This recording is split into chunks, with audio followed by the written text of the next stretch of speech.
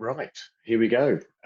So, as Andrew very kindly said, my name is Julian Thomas. I'm the head of master planning and design at Quintain.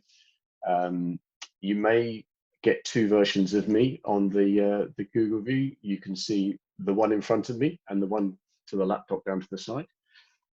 We had this picture up actually just recently before lockdown, and it is sort of quite interesting, the whole sort of phenomenon about not actually physically being able to um, be present at Wembley on a day like today.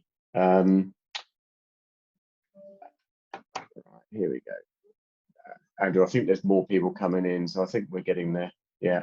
Um, this is the sort of the first arrival that you get at Wembley, and indeed, I think this is Amanda. This is indeed one of your photos that we're looking at here, and it's been wonderful to actually to try and keep the sort of the Wembley Park family together through all of this crisis. I haven't checked all of the attendees, but one apology that I'd probably like to give, if unless he's actually on the call, is from David Hughes, who's our estate landscape manager at Wembley Park. David, if you're on the call, it's lovely that you've been able to join us, but otherwise I would have loved to have him as part of the presentation. A couple of sort of things to start off with, really. I mean, the top quote was one that struck me: "Men seldom plant trees till they begin to be wise. That is, till they grow old." I think that's certainly true for me. And I think the other thing, which obviously in the context of Wembley, there's this lovely poem by Betjeman, Harrow on the Hill. When melancholy autumn comes to Wembley and electric trains are lighted after tea, the poplars near the stadium are trembly with their tap and tap and whispering to me. So watch out for a poplar on the tour. We're virtually at point zero. We're going to take a walk down Olympic Way, or Wembley Way. Some you may sort of use the colloquial expression. We're going to do a quick dash over to point one, which is what we call the Yellow Pavilion in Elgin Gardens, and then head on down through point two, Market Square, Arena Square, Wembley Park Boulevard, and then round the south side of the stadium over to number 7, which is what we call pink parking, head back through the emerging new park, and then end up at number 9. So that is what we will do in the course of the next 90 minutes. We've been working most recently over the last 4 years, and it's quite interesting actually, because we appointed the team at the end of the Euros in 2016, so I can remember it very vividly actually. We appointed a team of Dixon Jones Architects and Grossmax Landscape Architects to work with us, particularly on the Olympic Way project. And Olympic Way had a mixture of some lime trees and some plane trees, and we sort of talked about this whole idea about, should we just have single species avenues, whatever else. And Grossmax have been working with Tony Kirkham at Kew Gardens at the time. And if you go to Kew Gardens and you stand at the pagoda, stand at the Palm House and look down towards the pagoda vista, there is that lovely vista of this avenue of matched pairs of trees. And we thought, well, that would be quite fun. Could we recreate something like that at Wembley Park?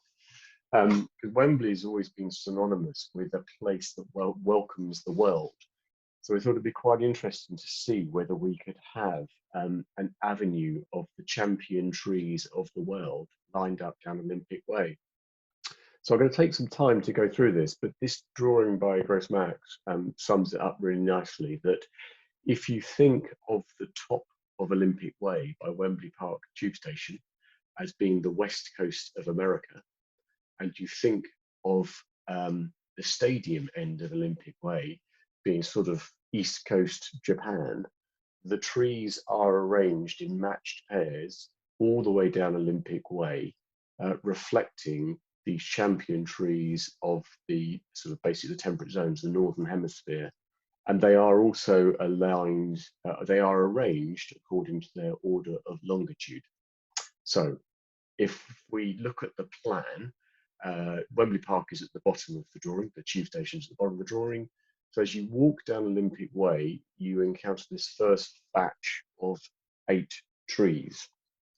I don't expect you to read all the Latin names on this slide.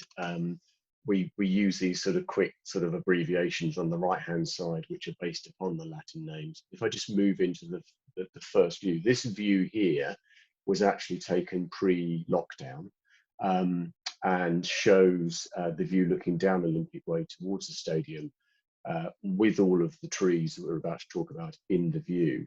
I also quite like it because the photo, this one's taken by another photographer we work a lot with, a chap called Quintain. And on the right-hand side, it actually happens to have captured the 3 gentlemen in their PPE and high-vis jackets, one of whom is a guy called Mick Hawkins, who actually has been working with us on Olympic Way for over 6 years now. So it's quite nice to have actually captured the people who are in it now.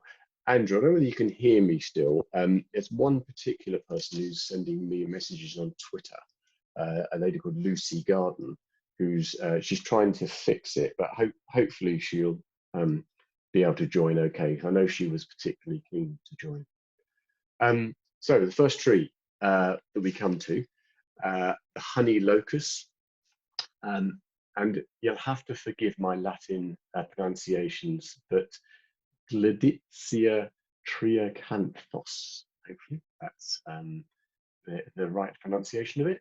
So what you'll see with each one of these views I've got here, we're going to have a picture on the right-hand side of the tree as now installed at Wembley Park. The 2 pictures on the left-hand side are the trees when we went to look at them in the tree nursery. So this is where we actually went and did what's called a tagging of the tree. The tree grill itself also bears the Latin name on it. So you can see here the Latin name. You'll sometimes find some slight differences between the name on the grill and the name at the top. And we did get one of the spellings wrong, but we have corrected that since. And then some little bits of data about when we planted it, what size it was when we planted it, and also how rare it is in London. Now, this rarity in London, I'm just indebted to a gentleman called Paul Wood.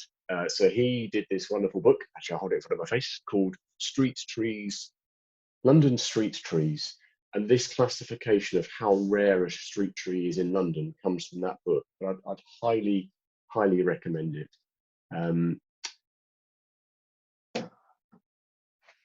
So that's basically what we're going to get on this rundown. I'll also give you a little bit of sort of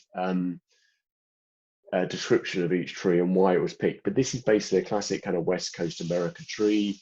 It's got this very elegant foliage, beautiful autumn colours, and I would recommend, a number of different websites for further information. But of course, the RHS website is particularly good for a lot of this background information. So first one, honey locusts. Second tree, the American sweet gum. Now this is a particular favourite, I know, of one of our landscape architects we work with, Kirk Nelson from LDA Design. The liquid amber is a tree that we've used quite a lot at Wembley. And it does have this beautiful sort of 5-pointed leaf. So this photo, excuse me, this photo actually was taken last autumn, and you can see the autumn foliage just sitting on the tree grill at the bottom. And I think that is sort of illustrative of the quality of these trees that we've been planting at Wembley Park. This one will come up a little bit later on in the presentation, so I won't dwell too much on it. Third one, the tulip tree, Liriodendron tulipifera.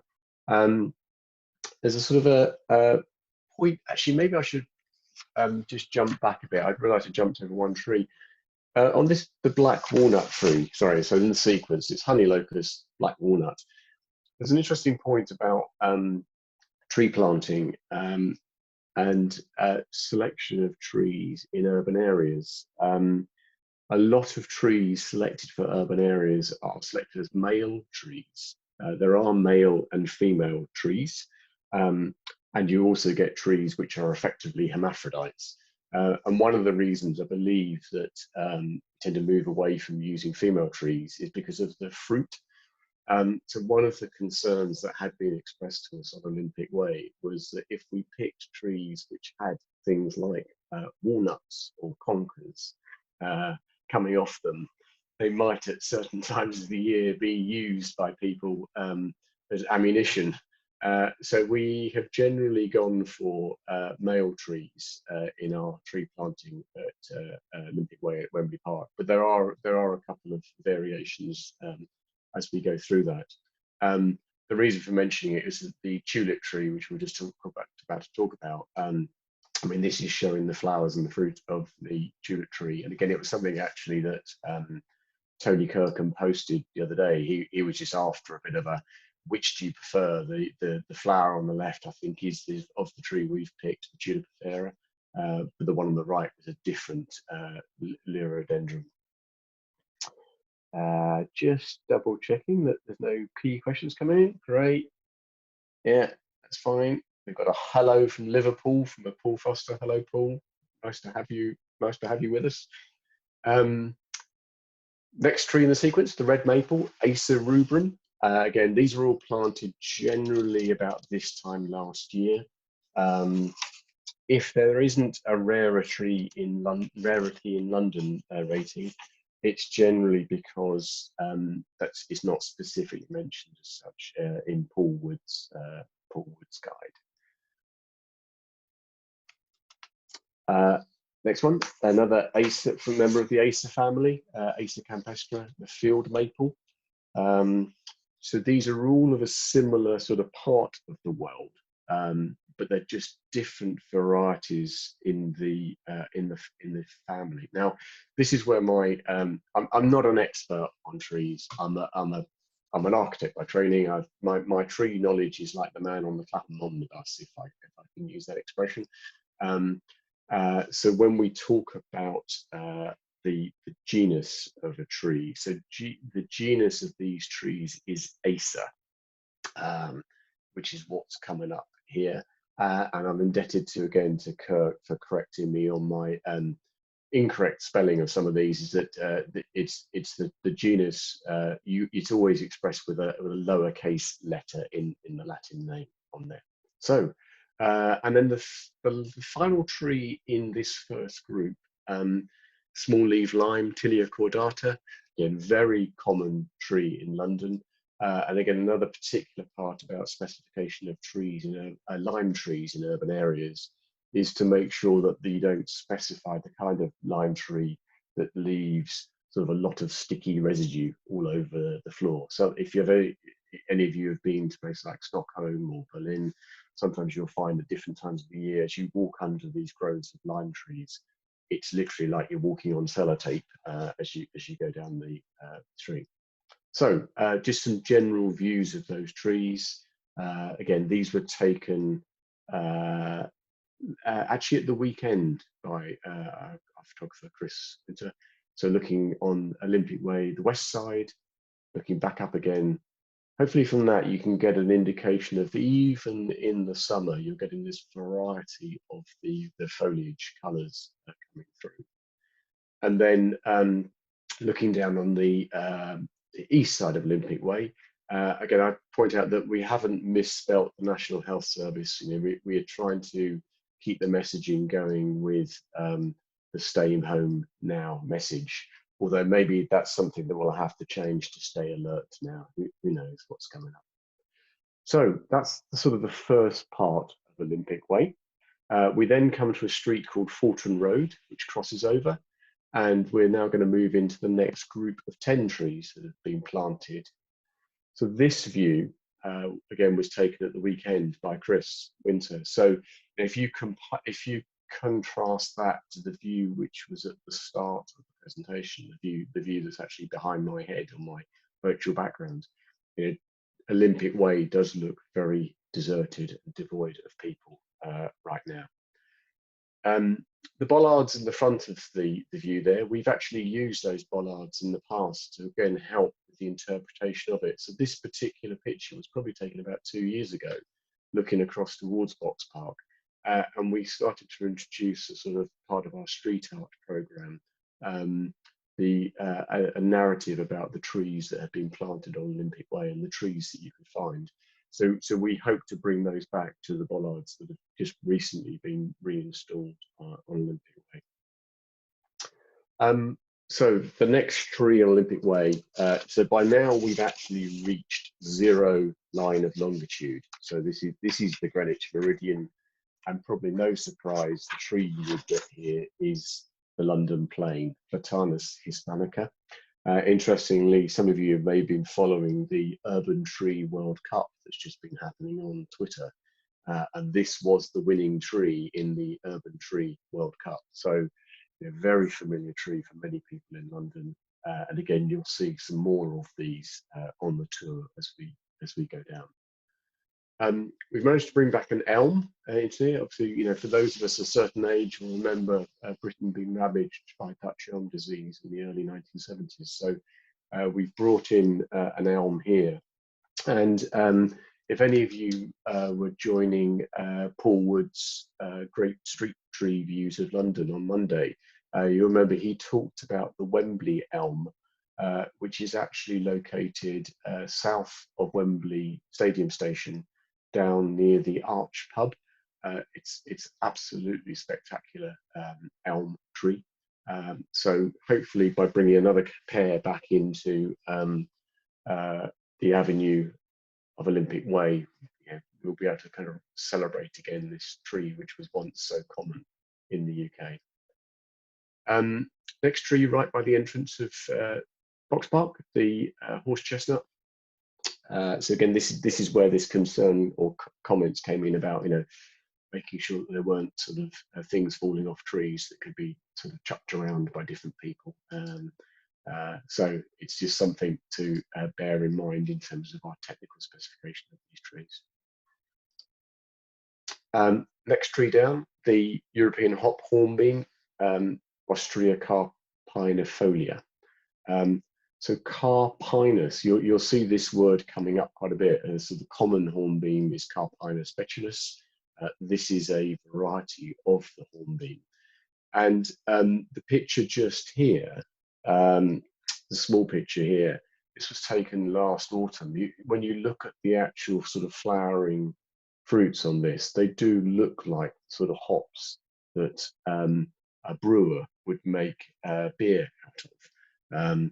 I assure you we're not actually about to brew an Olympic Way ale, but it is a particularly sort of beautiful tree at that time of the year. Next tree, a purple hornbeam. So in all the avenue of Olympic Way, all the trees in the summer will generally have green leaves or shades of green leaves. This is the only one that doesn't. It's a purple hornbeam, planted again roughly around about where Box Park is.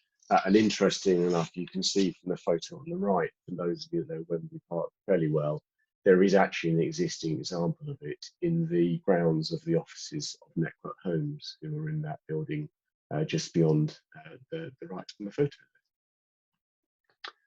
photo. Next tree, Caucasian wingnut, lovely name for a tree. This abbreviation here, the now I think, try to get this right. Is this triacanthos? I think it's a silent P. I'm going to look for anybody giving me a thumbs up on that. But if anybody, I think it's triacanthos, fraxinifolia. But it became affectionately known to us all whilst we were specifying this tree as Pete. The abbreviation. So Pete, the Caucasian wingnut, is how we often refer to this tree in amongst the team at Wembley Park. Couple more in Olympic Way. Turkish hazel, Corylus colonna, again right outside the Getty Images Gallery. The Carpinus speculus, you'll see this again in a different grouping later on. This is the more common hornbeam or Turkish hazel. And here is the poplar. So the grey poplar, so going back to the homage to Betjeman's poem, planted just right outside Breda Head. So Breda Head is the building in the background there. A very majestic tree, quite often seen as shelter belt planting. Some concerns about heights and scales of these trees, but Olympic Way is a big avenue. It seemed appropriate to have it on the avenue of Olympic Way. And then the last one that we've planted to date, the ginkgo biloba. Again, another one which I often misspell. Often I get this as bilboa, so sounding a bit more like Rocky Bilboa than ginkgo bilboa. But this is the tree, the last tree in the current sequence. And this tree on the right is actually this tree in the nursery here. And again, very particular to note that we actually did deliberately go for male trees here. Unfortunately, the female tree, the ginkgo female tree, does have a rather unpleasant scent to it. Interesting enough, there was an article I was reading on Twitter recently that, partly because of this tendency to plant male trees and pollen, that is why so many people, suffer tree allergies in urban areas, and that maybe if there were more female trees planted, there would be less of an allergy issue here. So it'd be interesting to see whether there's any sort of thoughts and responses to that. I'm just having a little look at the questions coming in. Peggy, hope you have nonetheless got the scented flowering type of lime.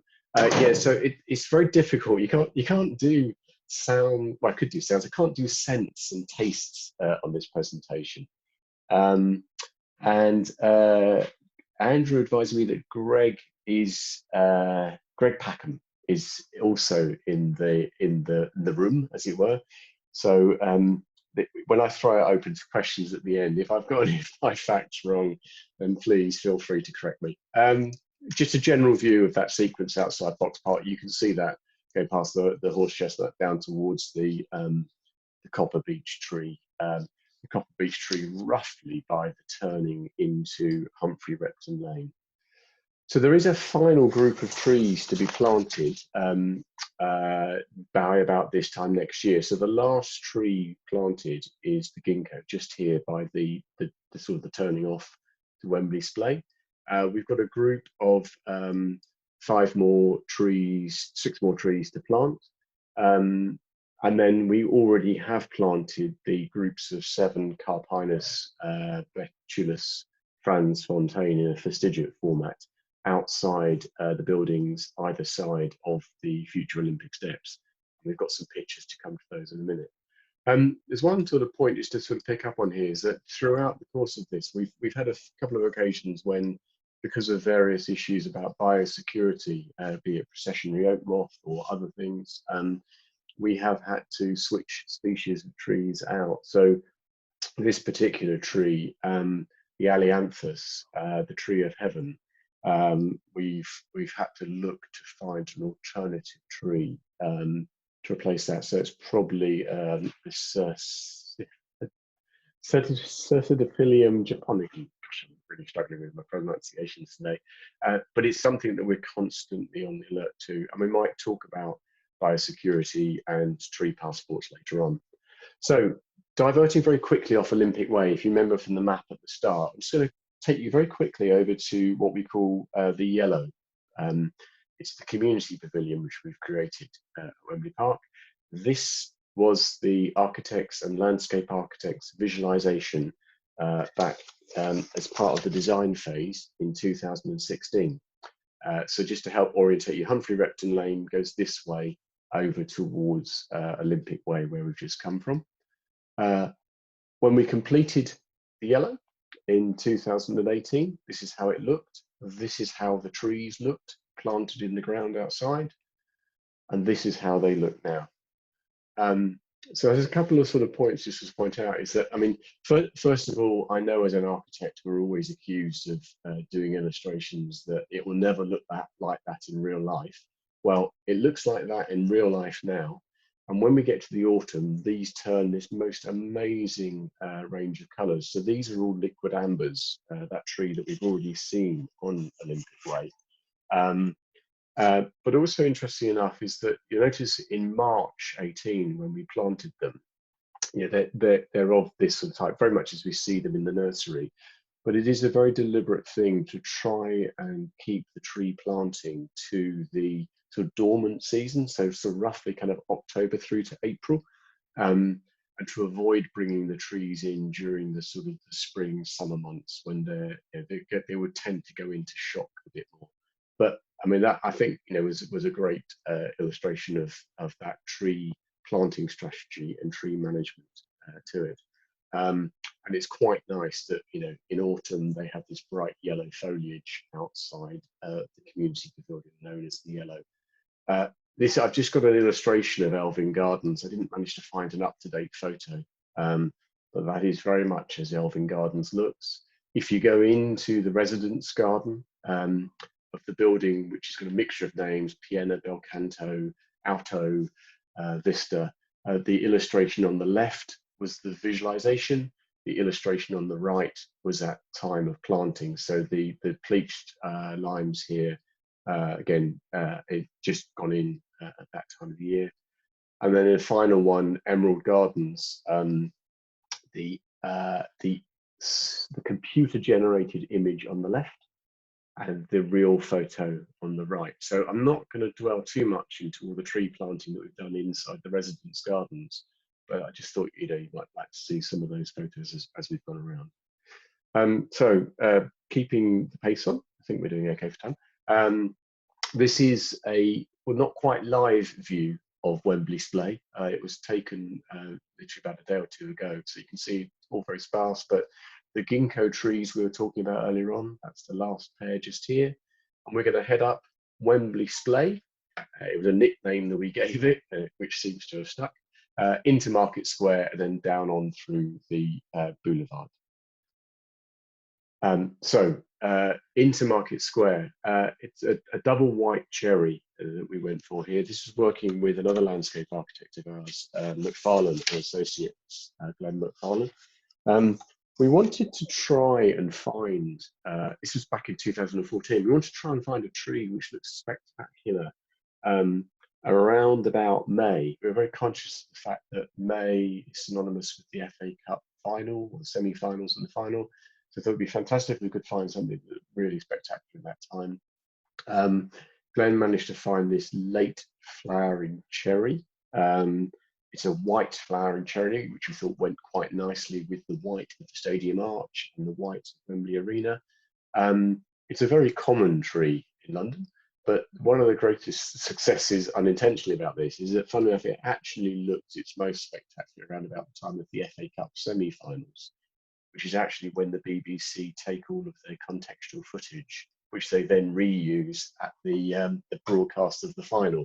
So I remember watching the final, I think it was in 2015, thinking, well, that's weird because the blossoms all gone off the trees. But they had picked up on the fact that, you know, it just looked absolutely beautiful. So you can see, again, a photo from pre-lockdown of so many people enjoying that space under the cherry trees. But just as, I mean, this is what it looked like in 2013. So this was us planting them. Market Square is one of a number of parts of landscape which will get reconfigured over the course of the years. So what we actually did was planted the trees in basically concrete pots underground. They're just like sewer rings.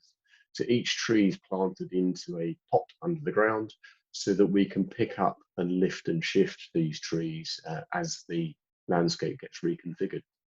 So that's what's going on under the ground there. There is on Olympics, Wembley Splay, some calorie pears, Pyrus calorina or Chanticleer. They're actually the trees just here in this rather snowy view. They also run down the side of Market Square here as well.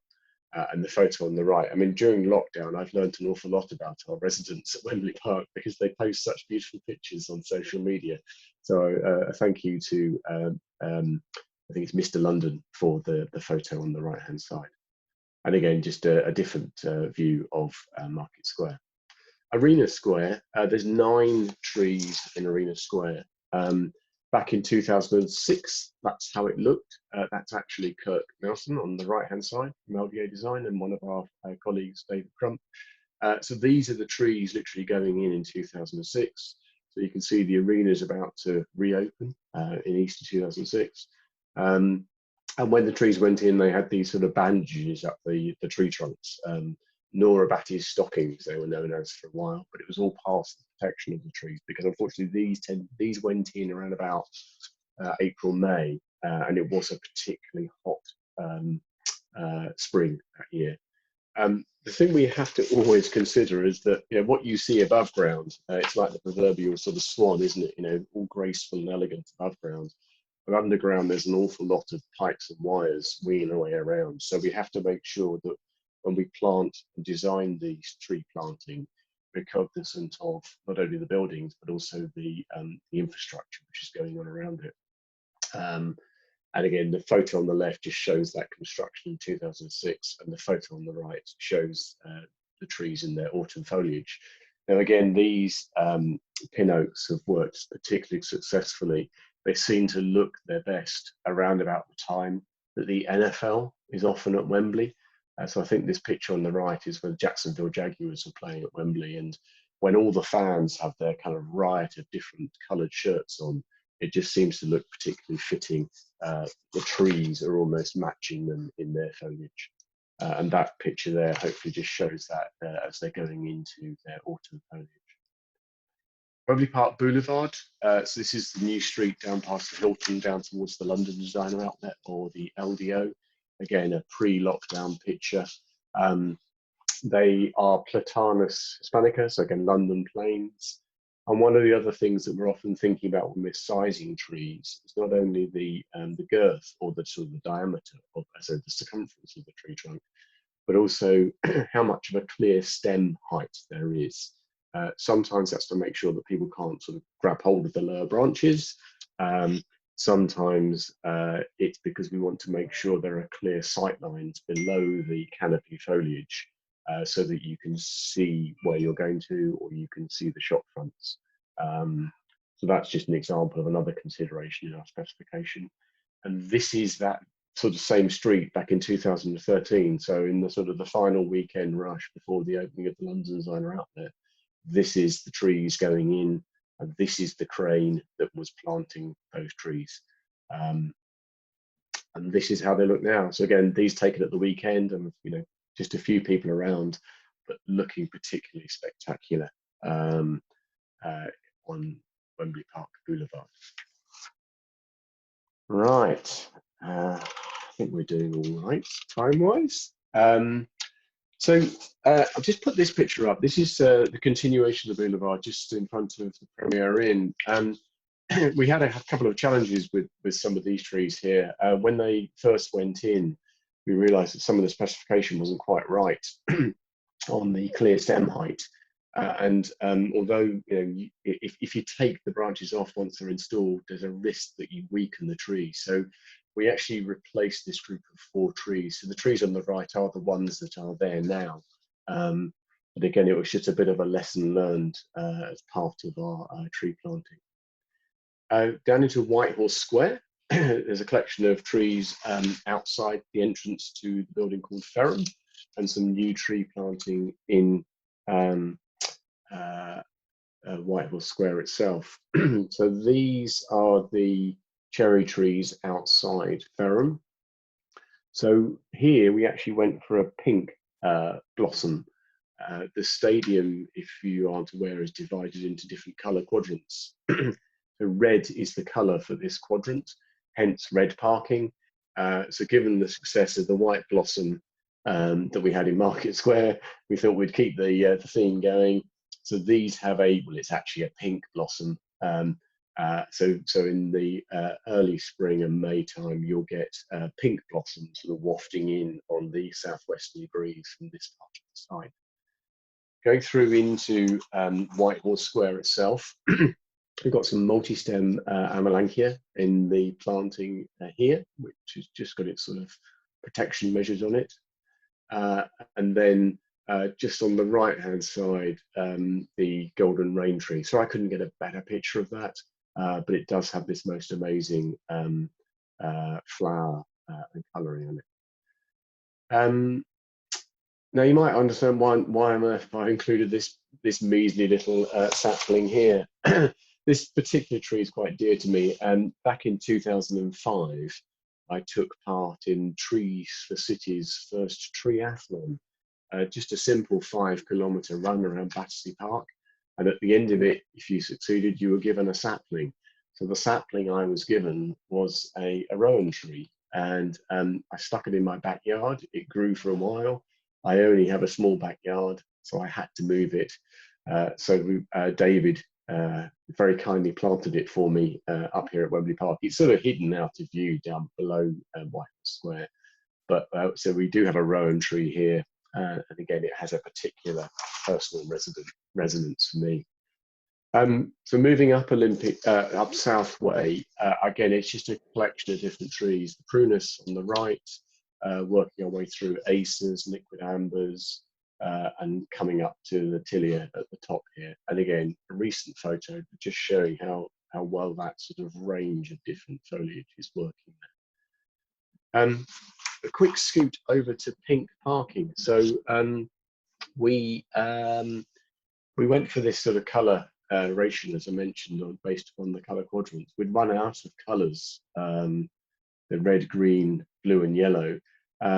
So we thought, well, pink parking is nice, alliterative. People should be able to remember that. Also, apart from Dulwich Hamlet, we're not aware of any other football teams playing in pink. So it kind of worked quite well. Excuse my cuckoo clock in the background if you can hear that. So this just opened just this year, earlier this year. And what we've actually got outside is we have got some street trees planted, but we've also got quite a lot of rhododendrons in mobile planters. This is because this car park is primarily used for major event days for coach park. So we use these planters as part of sort of guarding the forecourt area, but they can be lifted and shifted around. And this picture taken just last weekend shows those rhododendrons, English rhododendron, coming into flower and looking particularly beautiful. But they're not planted in the ground. I know that rhododendrons are a bit of an invasive species. They're all in mobile planters. Just on the left here, you can see one of the super graphics that we put on the car park. We've got various heroes of Wembley Park celebrated here. They're actually people associated with Wembley Park recreating some of their famous poses associated with Wembley Park. This is Toma, who built the car park, recreating Freddie Mercury. And Amanda recreating a famous Madonna pose. The mayor of Brent recreating the Nelson Mandela salute. And you can see that in the background there. I'm not here to talk about super graphics, but I just thought I'd mention it whilst we were going through. So coming around to the eastern side of the stadium, this is what's colloquially known at the moment as the Eastern Lands Park. There is a naming competition underway for this, and two of my colleagues have been dealing with that. So this is a view. The stadium is sort of off to the right-hand side here. This is looking into half of the 7-acre park that is being built at Wembley Park. So this is where green parking used to be. If ever you went to the Sunday market, this is where the Sunday market used to be. So that's sort of one computer visual looking from one direction, and this is from the other direction. And again, LDA Design, who've been designing this, just showing that variety of autumn foliage. And just to illustrate how far we've got with that, this picture was taken at the weekend. So again, it's grabbed from one of the sort of the construction cameras.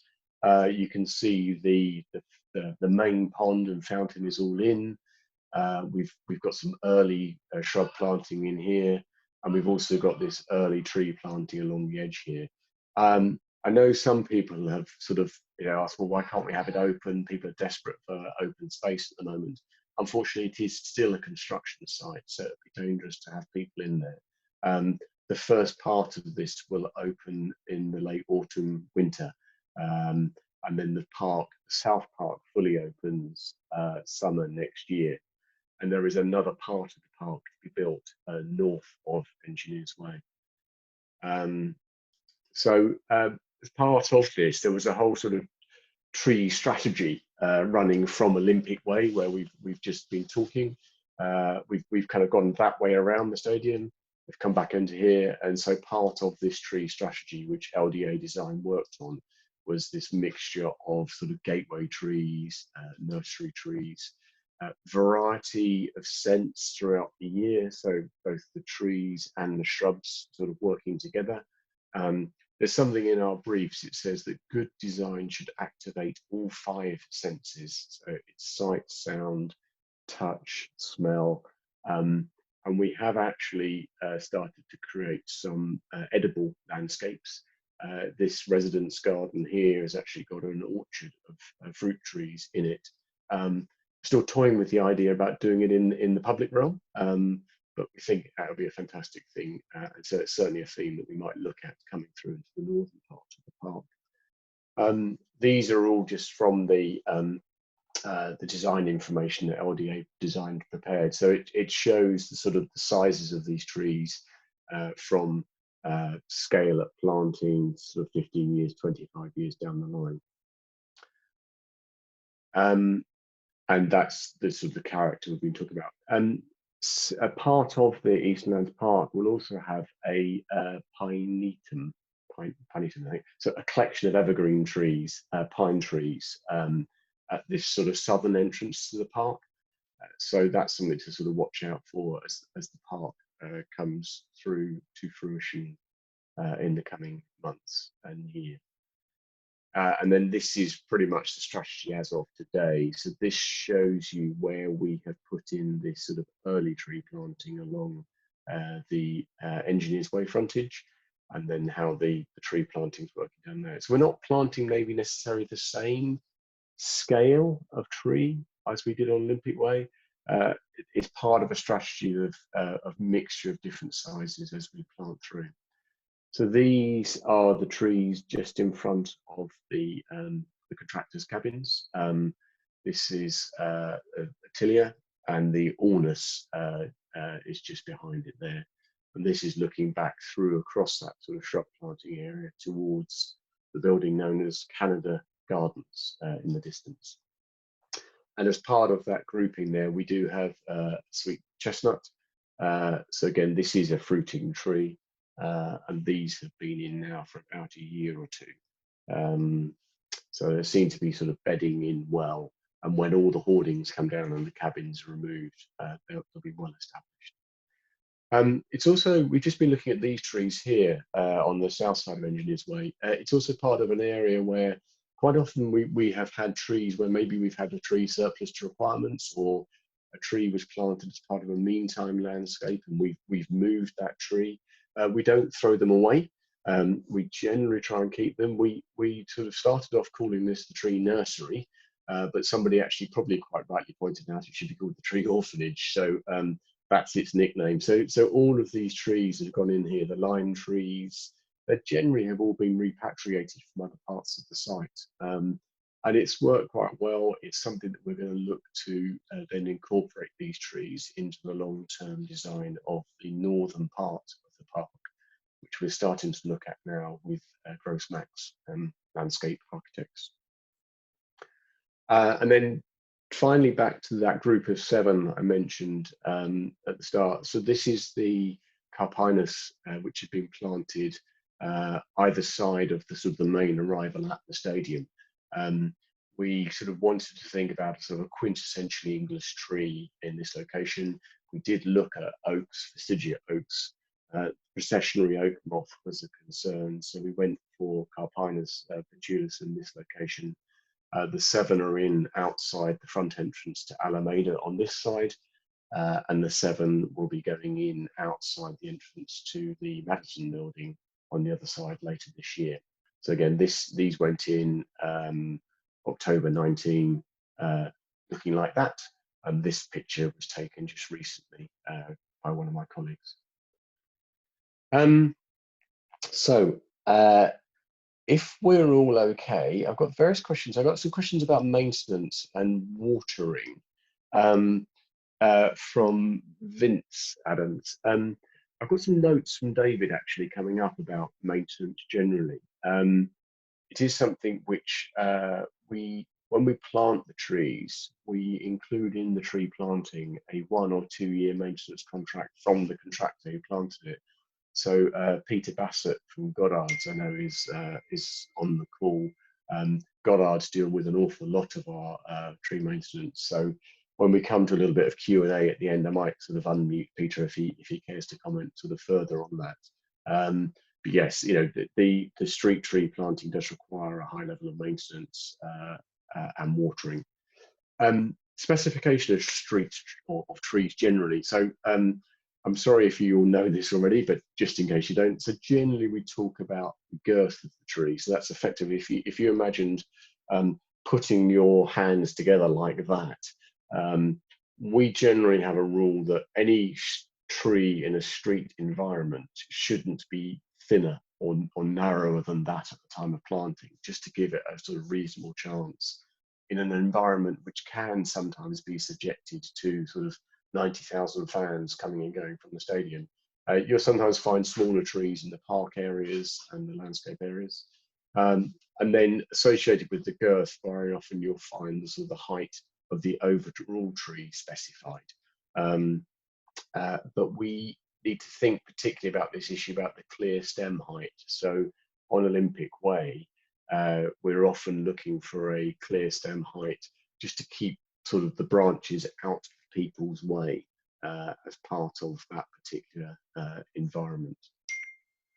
I've got a little bit of detail about how we plant trees. So there's a mixture of drawings here from our different consultants. So typically, if you're planting a tree in the lawn, then you've got this sort of detail. So you can see here, this is the root ball that comes with the tree.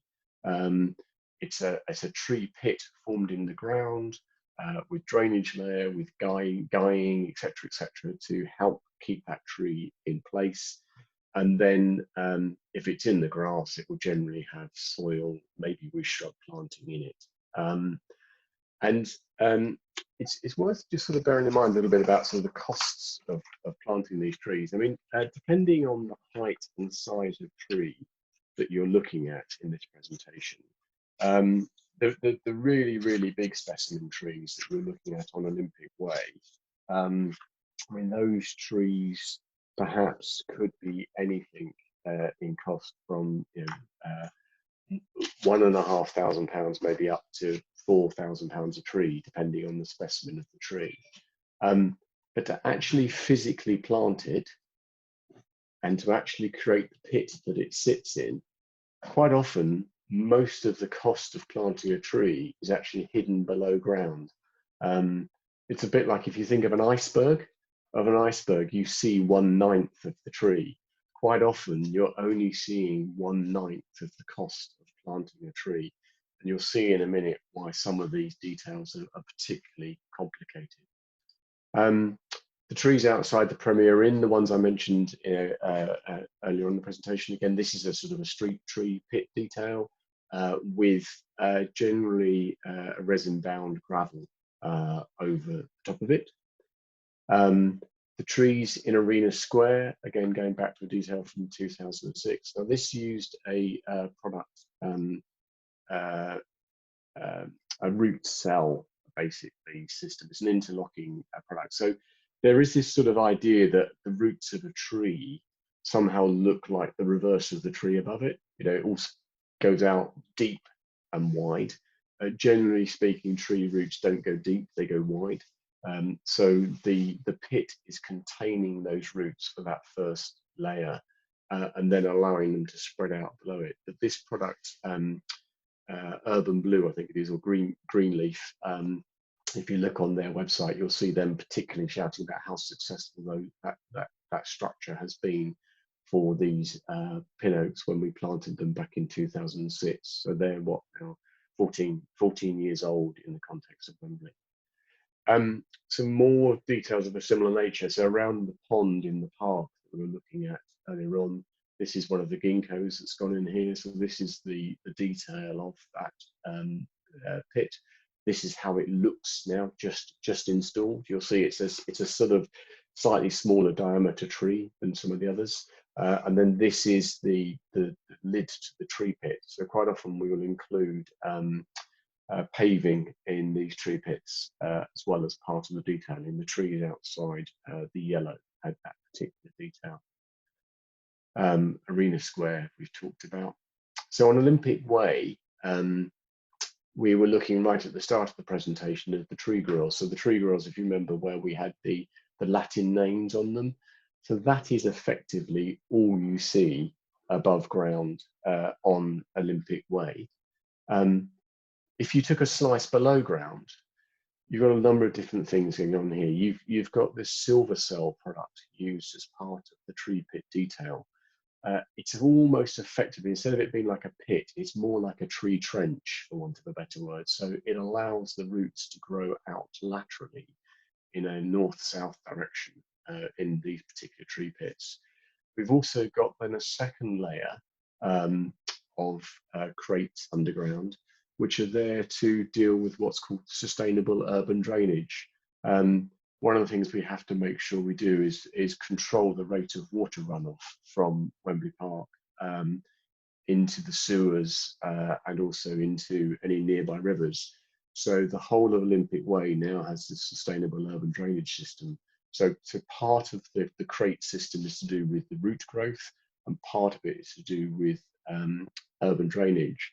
And going back to the questioning about watering, you don't really want to sort of mix too much of the rainwater runoff from paved areas with watering of trees, just in case there's an issue of pollutants in there. So this is a sort of plan detail, and then this is the long section through that. So this is the silver cell product positioned to enable that root growth to spread out laterally. And then just to give you an idea of the scale of it, these elements here, this concrete square, that is that square here. I'm very grateful to Peter for his photos just yesterday. So it shows you a couple of people just for scale. That shows the tree positioned in it and parts of the various mechanisms for the irrigation system. And then that is the view of it planted. I think this was about a year ago.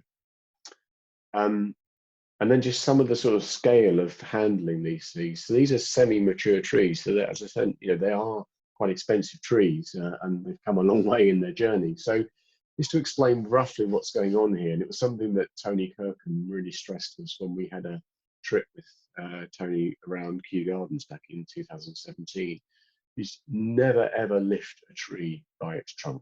It's an absolute basic. Always make sure the weight of the tree is on the root ball. So this red strop here, all of the weight in lifting that is taken on the root ball itself. And the blue strap, you can see there's no tension on that. That's just in case the thing, twists around in the wind whilst it's being lifted.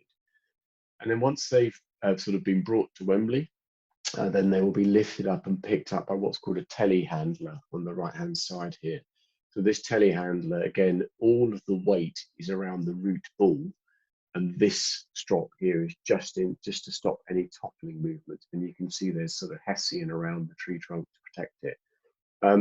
If you look at some trees, the risk is if you put any tension on the tree bark itself, you could tear it, and that is the lifeblood of the tree itself. So you do not want to be damaging the tree bark when you're planting them. I don't have it actually in this presentation, but if ever you get the chance, look it up on YouTube. There's some wonderful Pathé newsreel footage from when the original stadium was being built in the 1920s. So we're almost 100 years from that point.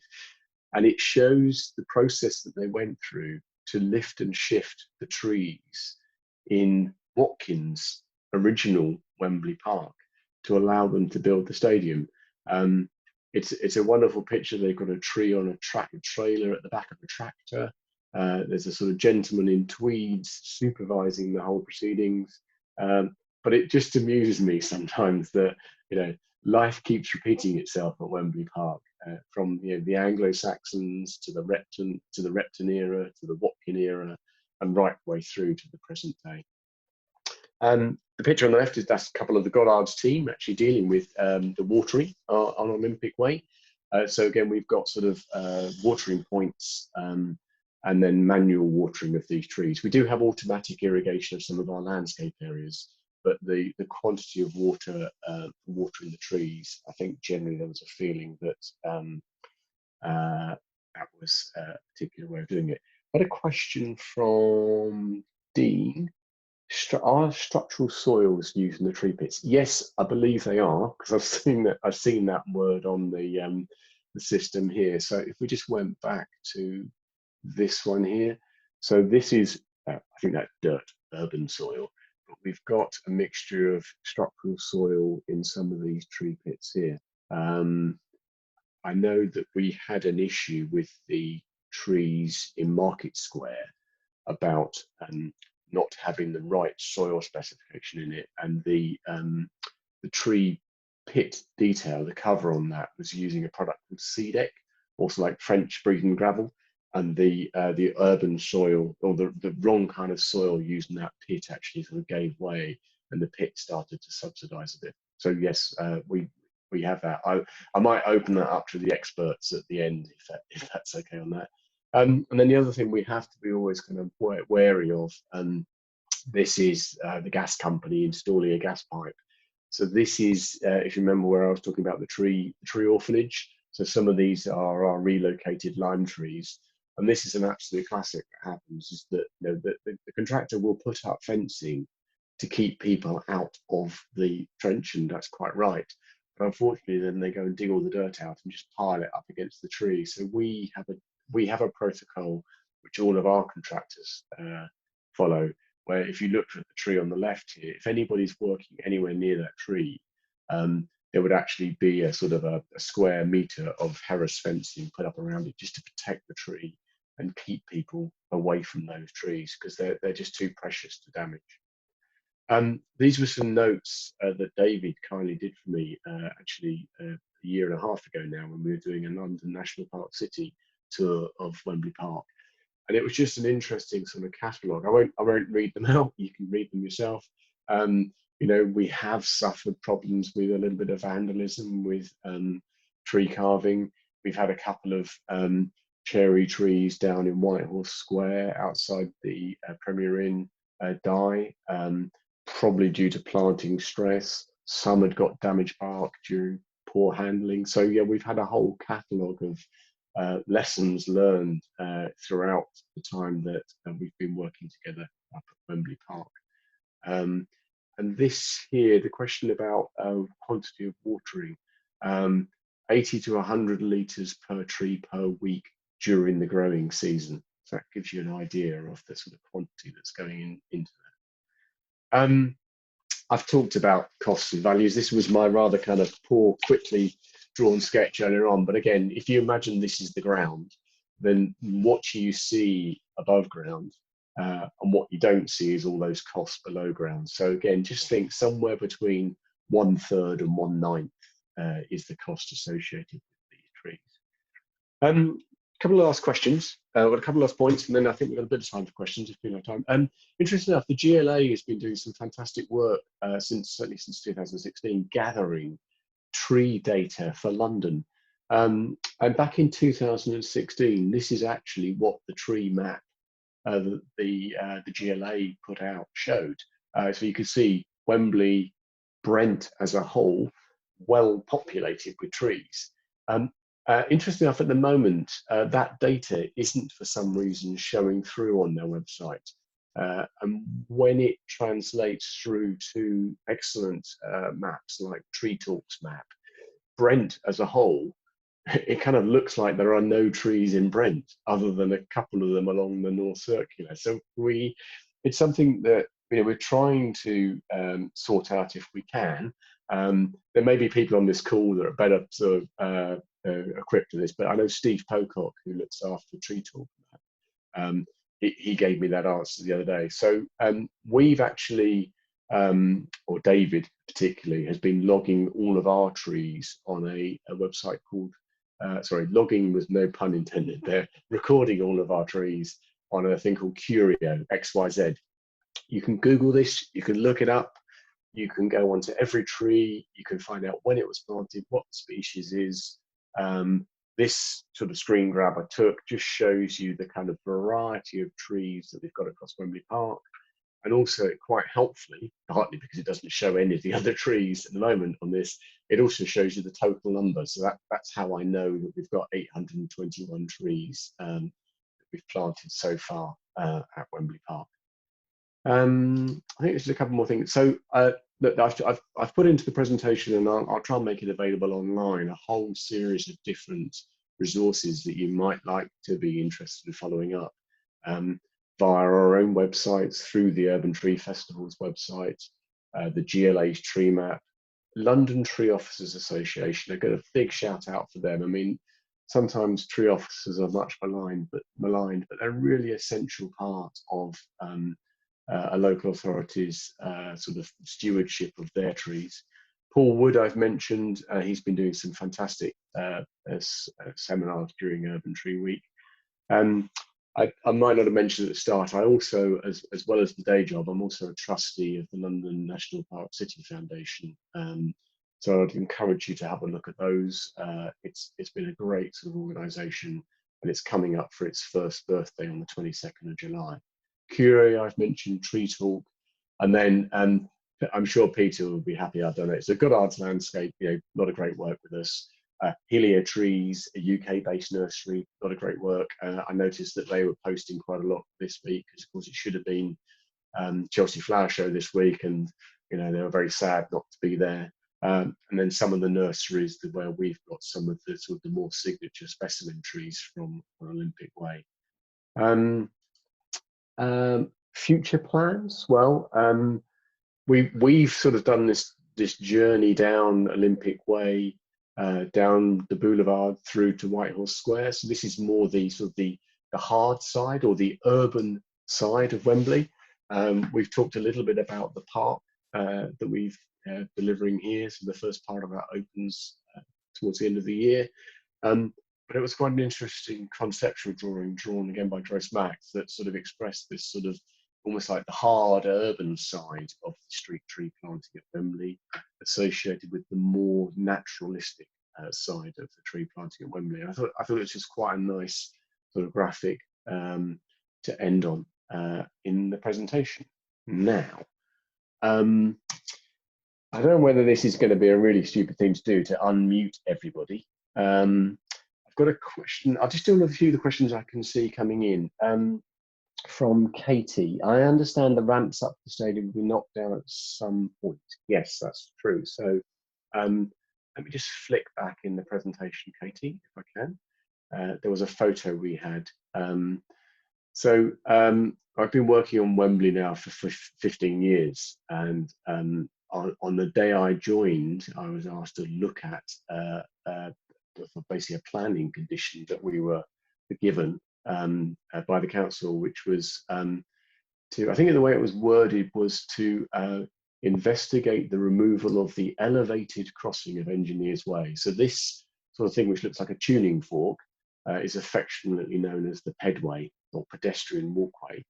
And it was built in the 1970s, originally as a bridge across all of the surface coach parking.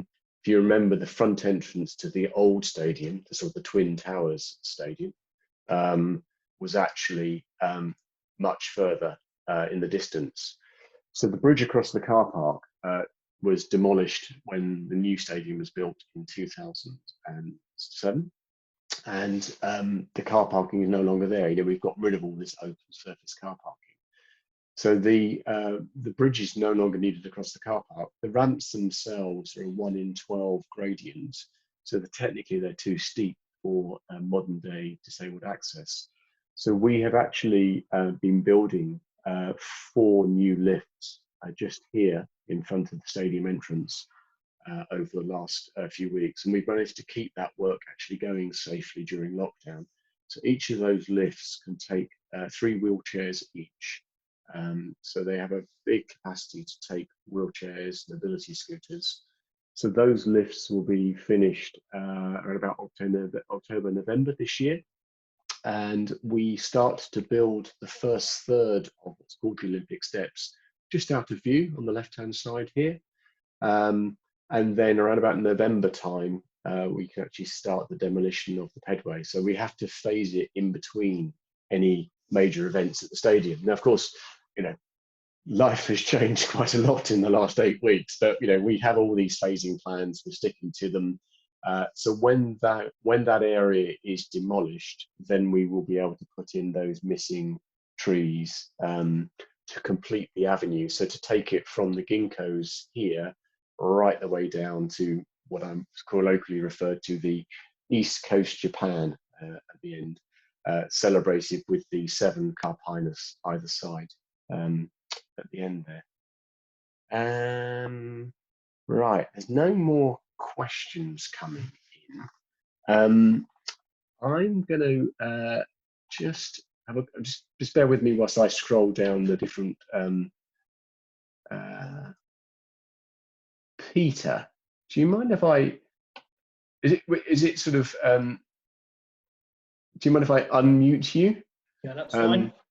Peter Bassett from Goddard's. Peter, would you like to add anything or correct anything I've just said? No, first of all, I must say it's a fantastic presentation. Thank you very much. I've learned a lot. We've been on site at Wembley now for a couple of years, perhaps 2.5 years, and the thing, apart from planting trees and putting in shrubs, etc., the thing that strikes me, especially brought home by this presentation, is how much the whole area has changed. And from my point of view, it's a fairly desolate urban scape. And now it is a very, very vibrant physical space full of people and planting. And it's revolutionary. I get such a feeling of pride when I walk through it and I look at the people enjoying all the spaces. And with what's happening over in EO4 and what will be happening in Yellow Car Park, it's only going to get better and better and better. There are various constraints on site, the public being one of them, hence maintenance is quite difficult because we've got to try and coincide when there aren't so many members of the public around. The trees are large, especially on Olympic Way. We're working up on EO3. There's a lot of problems with windage, cranes, offloading, moving big trees around, and it's all very, very exciting. I think actually, Julian, you've covered everything remarkably well. What I would say about maintenance, the amount of watering done and the volume of water used is really dependent on the weather. At the moment, we're going through quite a dry spell. So the newly planted trees are probably taking in the region of 200 to 300 litres of water a week. The more established trees, since they put out their roots, we're watering less volume. Watering, we can water the trees through the aeration water pipes that actually go around the root ball. We can top water through the tree grill itself, which is a 1.7 by 1.7. And also along Olympic Way, there are median watering points in between each of the individual trees, so say at 5 metre centres in between the trees. And so we're now starting to concentrate on watering in those to draw the roots sideways to encourage the trees out along the trenches, because it's really important. If you just top water or locally water the trees, they tend to get very lazy and just use it as a big pot. And that's all I can really say at the moment. Peter, that's brilliant. Thank you for that. There's a question from Yvette about, do we consider bees and other pollinators when choosing the trees and the plants? Yeah, it's a great question. yes. Now, I can't tell you specifically what considerations were made about the specific trees we've talked about. It is certainly something which is perhaps a little bit more uppermost in our thinking when we're looking at the shrub planting. But the only thing about that, I suppose, is goes back to this point about the kind of the male and female trees and the hermaphrodite trees. Peter, am I right in thinking that most of the trees we have planted are male trees? Is that right? Well, no. Good. Glad you could correct me. Because some of the trees will fruit. The walnuts may well fruit. Obviously, the chestnuts will fruit, both sweet chestnut and horse chestnut. So they are, female. We've avoided it with ginkgo because of the fruit is quite a foul smelling beast if it's broken open. Insect-wise, the cherries will attract insects. Certainly the chestnuts, the flowers there will attract insects.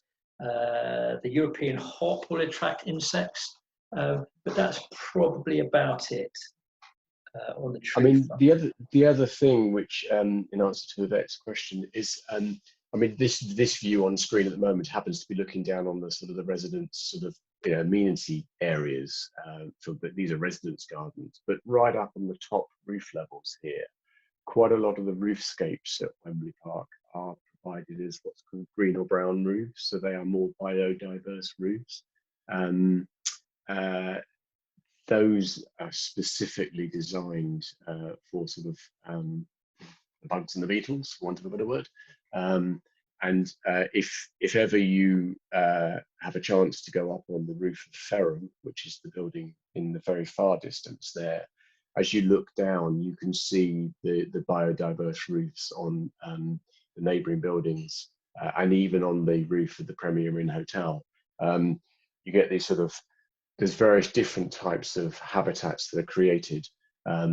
Some of them look like piles of logs, almost like somebody's about to have a little campfire. It's all part of that sort of high level biodiversity that we're creating at Wembley Park. Something, I mean, probably just worth mentioning is Quintain, the company I work for, who's building Wembley Park. We don't own the stadium, I hasten to add. But if you think of it as sort of the stadium as a bit like the yolk in the middle of a fried egg, the Quintain's responsible for all the area around it. So the 85 acres that we're responsible for, when it's all completely finished, about a quarter of that is publicly accessible open space. So Olympic Way, the Boulevard, the park. So that's all space which is sort of created and maintained by Quintain and Wembley Park through the service charge that we levy primarily to commercial and retail tenants. If you looked at the roof plan, a sort of satellite view at the end of the day, if you add together all of the roof terraces and the residence gardens, then you're looking at about a total of about half of that 85 acres is green or blue when you look at it on a plan view. So yes, they are big buildings we are building. There are a lot of people who already are living at Wembley Park, but we're genuinely trying to make sure that there is the space for people to enjoy life at Wembley Park. And I think these recent 8 weeks have really demonstrated the importance of that for everybody in London. So yes, to date it's been a little bit sort of streets and squares and garden squares and pocket parks, but as we move around to the other side of the stadium, as we come round to the 7-acre park that we're building on the other side, hopefully people will start to be able to appreciate that as we come through to the latter part of the year. So I think we've got 4 more minutes. I'm not seeing any other questions come in, so I'm going to stop my screen sharing. Partly because I think it's kind of quite nice. I mean, feel free if people want to turn on your video it's quite nice to sort of see real people at the end of the day. It's lovely to see some familiar faces. We seem to have had a good sort of steady flow of people throughout. You know, if I can thank you for joining us, and thank you for also bearing with the sort of slight technical challenges we had at the start here as well. And I hope you've enjoyed that. I hope it's given you some respite from lockdown. I can see that some of you are lucky enough enjoying this in the outside open air. The real success for me was that my cat didn't actually invade the presentation. So that was quite a success. And nothing more to say other than, well, please enjoy the rest of the day. Stay safe, stay alert, and hopefully we'll be able to welcome you back to Wembley Park in increasing numbers over the coming weeks. So thank you very much for joining. And please do look on the Urban Street Tree Festival website. There are some fantastic events still going on, which you can book up through the Eventbrite listings. So I think that's it. We sort of do a little wave. I can try and unmute everybody. I don't really know what to do here. So yeah, well, let me give a chance for. Hang on. Can I just? No, I'm not that skillful. So look, you'll have to just wave and say goodbye. But lovely seeing you all. Thanks a lot, Julian. Okay. Bye bye. Cheers, bye.